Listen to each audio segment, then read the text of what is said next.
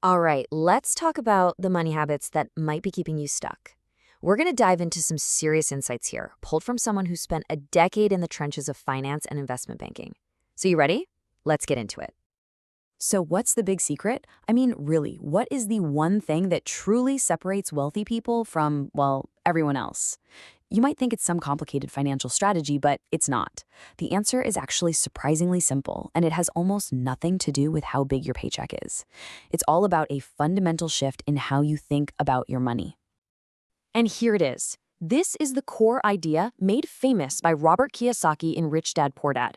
It all comes down to a single choice you make every single time you get paid. Who gets paid first? That one decision, who gets the first slice of the pie, pretty much sets the stage for your entire financial future. Which brings us to our first act, building a solid foundation. Because you can't build a skyscraper on quicksand, right? And the absolute bedrock of a strong financial life is this one non-negotiable principle. You have to pay yourself first. Okay, so look at these two paths. On the left, you've got the common method. This is what most of us do. The money hits your account, and boom, you pay rent, you pay the car note, you buy groceries, you go out with friends, and then, if there's anything left, maybe you'll save it. But the wealthy, they totally flip the script. Payday comes, and the very first move they make is to pay themselves. A minimum of 10% gets whisked away into savings or investments before a single bill gets paid. Then they live on what's left. It's a game changer. So, how do you actually make this happen? Well, it's easier than you think. First, you've got to change your mindset. Your savings isn't just what's left over, it is a bill. In fact, it's the most important bill you have. Second, and this is the magic trick, you take willpower completely out of the equation. You automate it. Set up an automatic transfer from your checking to your savings account for the very day you get paid. That way, the money is gone. It's saved before you even have a chance to miss it. And the other crucial piece of this foundation, it's simply knowing your numbers. I mean, think about it. You can't win a game if you don't know the score. You have to know what's coming in and what's going out. Seeing your own finances in plain black and white isn't meant to make you feel guilty. It's the opposite. It's the spark. It's the trigger that finally pushes you to take real, meaningful action. Okay, so let's move into Act 2, plugging the leaks. Once you've got that foundation poured and it's starting to set, your next job is to find and fix all the little holes that are quietly draining your money away. And let's be honest, this is probably the biggest leak of all, bad debt.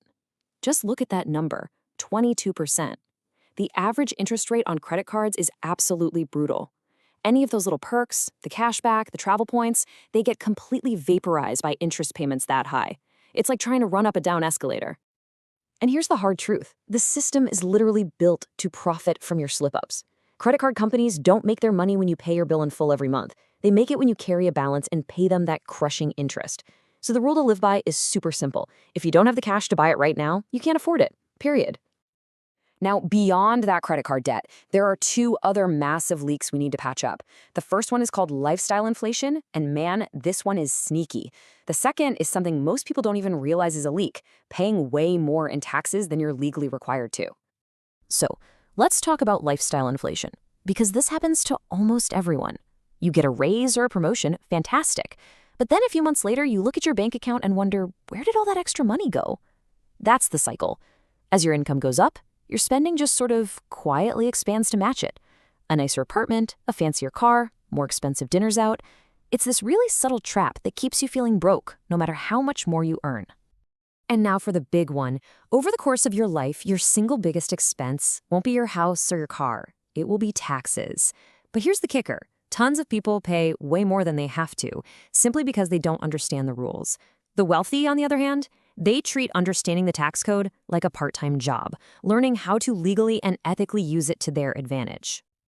Okay, so we've set the foundation and we've plugged the leaks. Now for the fun part. Act 3, building the engine.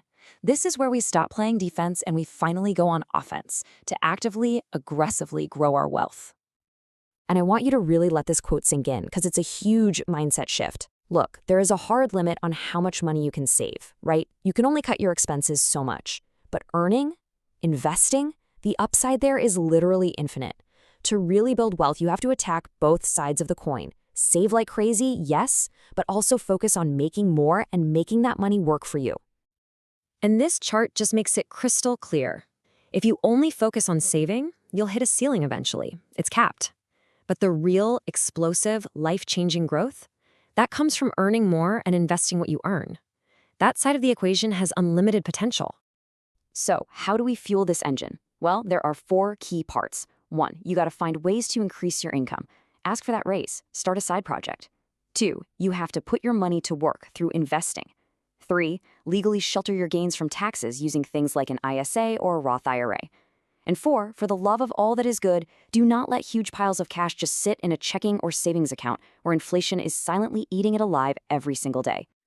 And look, I get it. There's always an excuse to wait. I don't have enough money yet, or the market seems scary right now, or I don't know where to start.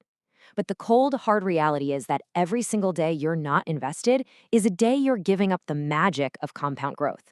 The longer you wait, the steeper the hill is to climb, and the harder your future self has to work just to catch up. So what's the game plan? It's simple. Step 1, you use that pay yourself first habit to build up a solid 6-month emergency fund. That is your safety net. Don't skip this. Once that buffer is full and you can sleep at night knowing you're covered, then you can start funneling all your extra savings into investments. And of course, you want to be diversified. You never put all your eggs in one basket. So let's bring it all home. The path is pretty clear, right? You build a strong foundation by paying yourself first. You aggressively plug the leaks, like bad debt and lifestyle creep. And then you fire up your wealth engine by earning more and investing smart. At the end of the day, your money is just a tool. It's not good or evil, it's just a resource.